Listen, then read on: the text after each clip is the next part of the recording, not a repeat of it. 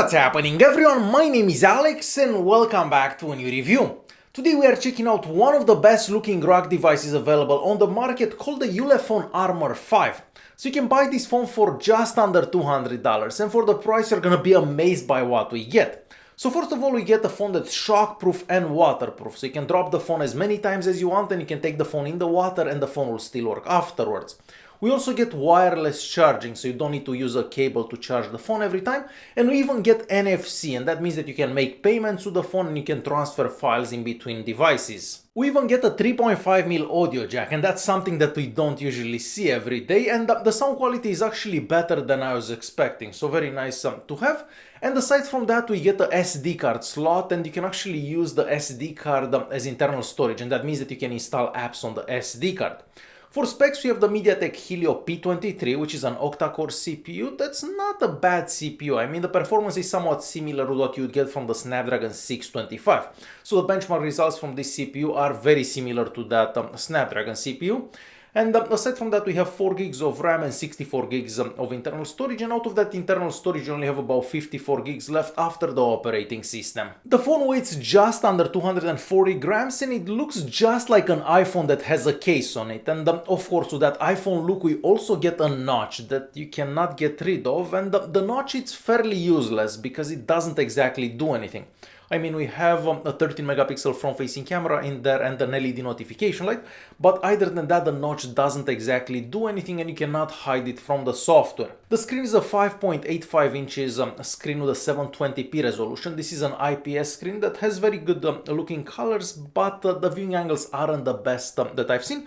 However, the screen sensitivity is pretty good, so no complaints about that. Now, the 13 megapixel front-facing camera, well, I wasn't able to take any pictures in focus, so all the selfies that I took with this phone are out of focus. So it doesn't matter if you have a lot of light or if you don't have enough light, all the pictures are out of focus somehow. The phone's body is made out of some type of rubberized plastic, but the phone doesn't have that heavy-duty look that you usually get with a lot of ROG devices, and that's definitely a nice thing because you don't always want that rugged look.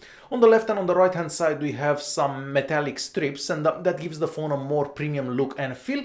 And the back, even though it looks like it's made out of glass, it's actually made out of plastic. And on the back there we have the fingerprint scanner, we have the hole for the speaker and a couple of cameras. The speaker sounds pretty decent and it gets loud enough, but unfortunately it's on the back of the device, so it's pointing away from you at all times. And I guess this is a quick sample so you can hear how the speaker sounds.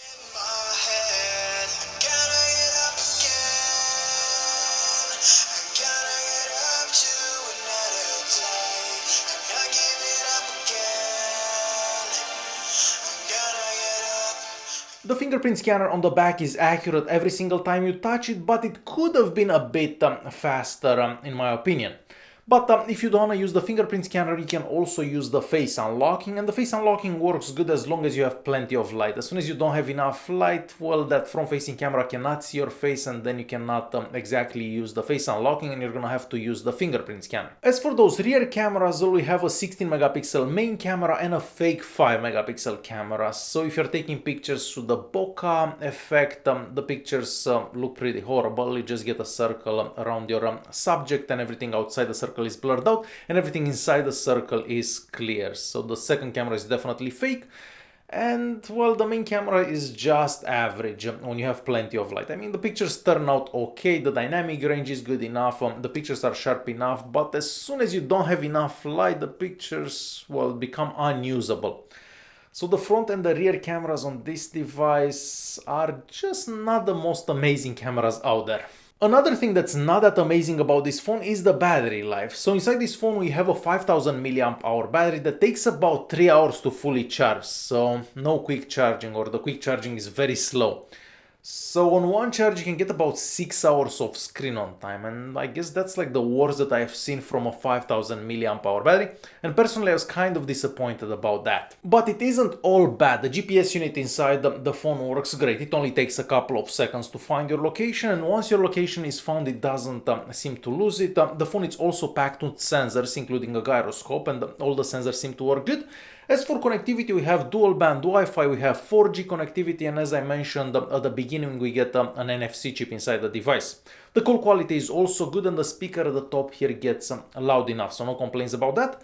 but the speeds over the 4G network and the dual band Wi-Fi weren't the best that I've ever seen. Performance-wise, I don't really have any complaints about it, and the phone seems to work just as good as any other phone using the MediaTek Helio P23. So it takes a couple of seconds to load an app, but once an app is loaded, scrolling through apps works fairly decent. So for example, the Facebook app works really good, the Chrome app works really good, and on the YouTube app, the maximum resolution of course is 720p, which is the resolution of the screen.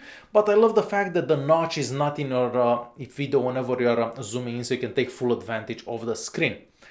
The gaming performance is also decent if you lower the graphics settings on all those games, but you can definitely play some games on it. But keep in mind that whenever you're playing games, the battery just drains like crazy. So there you have it. This is the Ulefone Armor 5, a phone that looks really good for a rugged device, a phone that's packed with features that you'd only find in much more expensive devices, but a phone that doesn't get great battery life and that has below average cameras. So yeah, this phone had a lot of potential, but I just don't find it as good because of those two things that I mentioned. Alright guys, hopefully you enjoyed this video. If you did like it, press that like button, don't forget to subscribe, and I'll see you in the next one. Thanks for watching.